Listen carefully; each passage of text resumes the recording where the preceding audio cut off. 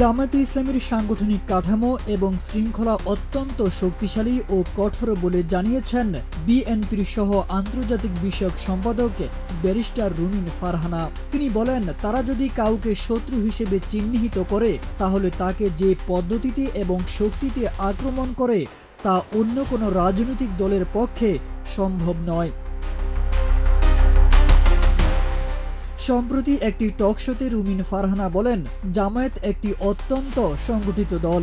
তাদের কর্মী, সমর্থক, সাথী সবার মধ্যে দলের প্রতি অন্ধ আনুগত্য কাজ করে। তারা দলের জন্য বাঁচতেও পারে, মরতেও পারে। দলের আদেশ তাদের কাছে চূড়ান্ত। অনেকটা দেশের সশস্ত্র বাহিনীর মতো তারা এক ধরনের ট্রেনিংয়ের মধ্য দিয়ে যায়।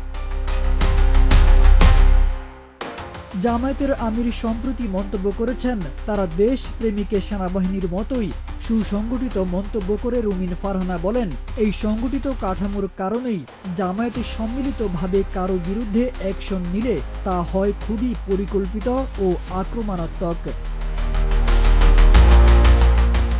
সামাজিক যোগাযোগ মাধ্যমের প্রভাব প্রসঙ্গে তিনি বলেন, বর্তমানে রাজনীতির দুটি মাঠ, একটি বাস্তব মাঠ, অন্যটি ডিজিটাল।